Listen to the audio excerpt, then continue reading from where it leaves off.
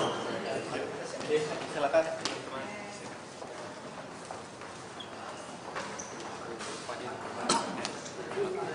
Bapak bisa kasih ini dari kita Bapak. Bapak bisa kasih paparan yang di dalam tadi yang disampaikan apa aja Pak? Iya, jadi ini di dalam senior official meeting untuk persiapan APEC kan mau mencoba kira-kira strategi apa biar ada semacam sustainable financing, jadi pembiayaan yang bisa berkelanjutan, bisa sustain.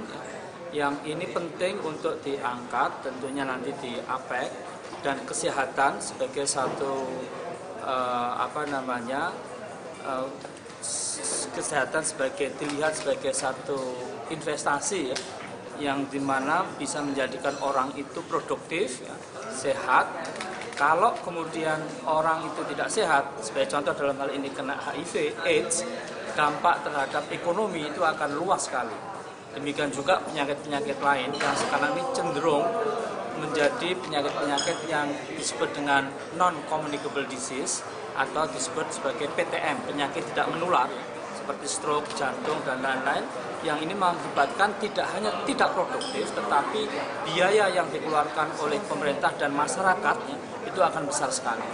Jadi oleh karena itu sekarang mencari satu bentuk strategi ya, bagaimana pembiayaan itu betul-betul menjadi concern nanti, tidak hanya pembiayaan tapi juga tentunya kesehatan ya, concern untuk di APEC gitu. Kalau bicara pembiayaan tentu ada sumbernya Pak. Oh jelas ya. Nah ini sumber pembiayaan itu tentunya kita bagi menjadi dua. Pembiayaan yang untuk orang yang sudah sakit, ini yang diurusi oleh sistem jaminan sosial nasional di Indonesia dengan BPJS. Ada pembiayaan untuk yang jauh lebih penting, yaitu pembiayaan untuk bagaimana orang itu bisa tetap sehat. Nah ini untuk promosi, prevensi, orang bagaimana berperilaku hidup bersih dan sehat. Nah, ini biasanya lupa, tidak dibiayai. Biayanya hanya yang sakit.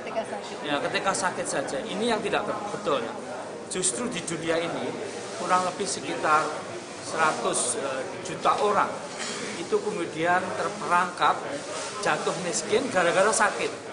Nah ini yang tidak disadari, jadi kadang-kadang ya kesehatannya hanya urusan orang kesehatan. Ini yang saya kira tidak betul ya, bahwa kesehatan itu makanya WHO mau mencoba apakah disebut sebagai well-being ya. Jadi tidak hanya sektor kesehatan, kalau sebenarnya kayak ini Kementerian Kesehatan gitu, tapi sebagai kemanusiaan ya.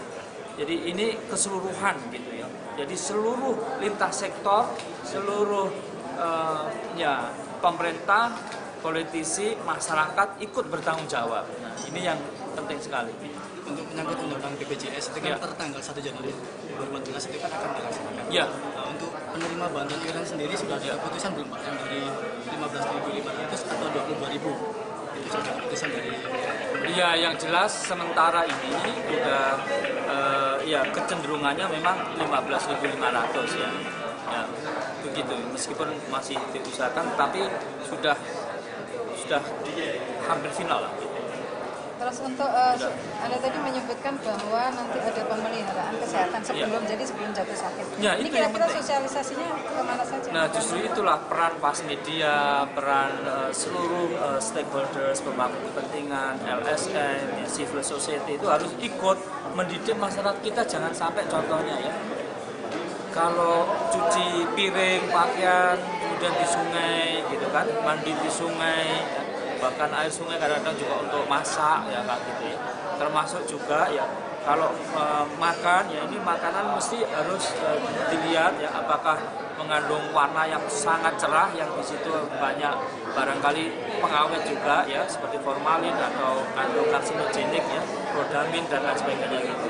Jadi perilaku-perilaku seperti ini ya harus olahraga yang cukup gitu ya, istirahat juga cukup meskipun saya kurang cukup gitu ya. Tapi itu ya pola-pola hidup sehat perlu sekali. Pak, soal HIV AIDS Pak. Ya. Nah ini kan di Indonesia kan terus melonjak para penderitanya Pak. Ada dari APEC ini apakah ada solusi atau bagaimana Ada, cara jadi kita mengatasi? dan tidak hanya menjadi APEC ini dan juga beberapa negara yang ada high official ya meeting ini memikirkan bagaimana ada strategi dengan 3-0. Jadi 3-0 ya, kosong ya, betul-betul tidak terjadi. Pertama adalah zero new infection, HIV, artinya tidak ada infeksi baru terjadi. Lalu zero AIDS discrimination, stigma dan discrimination, tidak ada diskriminasi bagi penderita ya AIDS ya. Nah ini tentu perlu untuk dilakukan bersama gitu, tidak ada diskriminasi. Tentunya seperti apa Pak? Zero. Yang ketiga, Konkretnya itu seperti apa? ya konkretnya begini, kita memiliki program edukasi ke pelayanan kesehatan dan juga masyarakat. Kalau orang itu dia menderita ya, itu jangan pamannya ya dia jangan kita salahkan.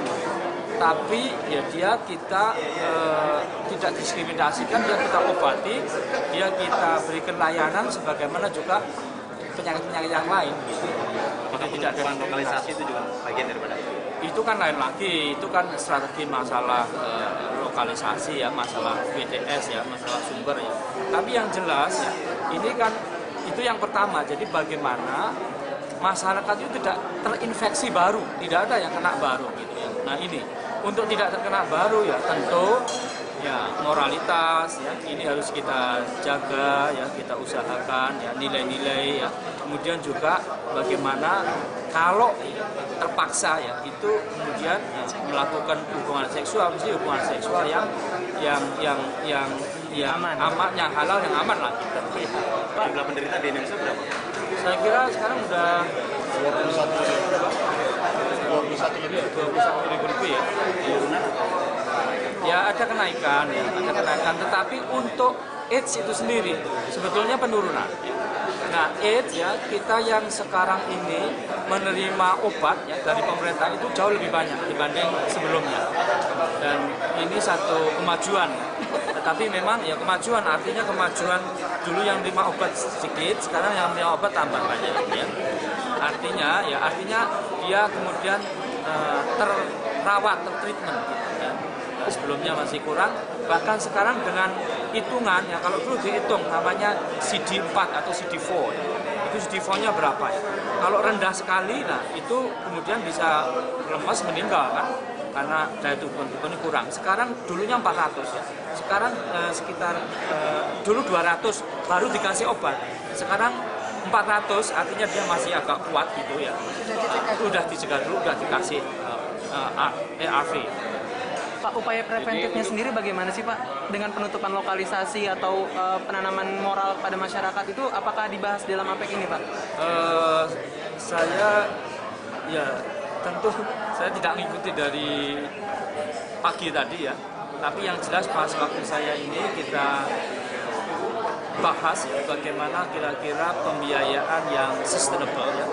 Karena seperti di Indonesia ya ini bantuan dari Global Fund itu cukup besar. Lalu sampai tahun 2015 ya, 2015 itu kemungkinan habis.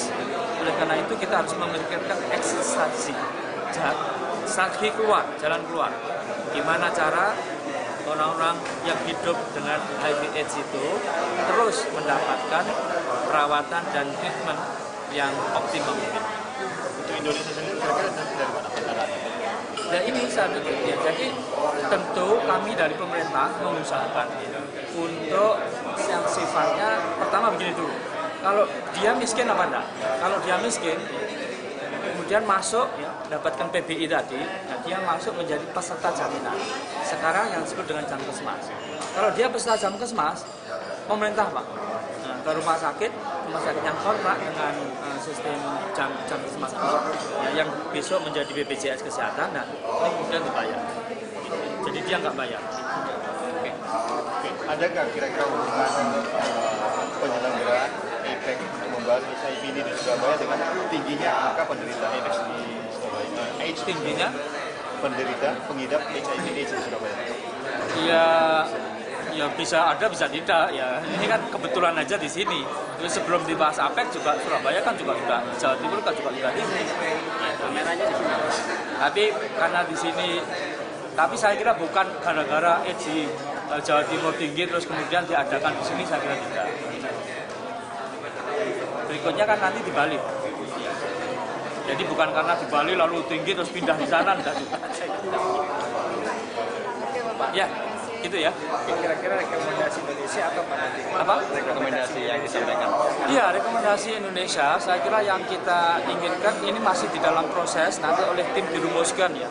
Tapi dari sisi sustainable financing, kita inginkan dari beberapa negara ini ada satu strategi yang tidak disease spesifik, ya, tidak berbasis pada satu penyakit atau pendekatan penyakit, tapi pendekatan sistem dan dampaknya terhadap manusia di muka bumi ini gitu.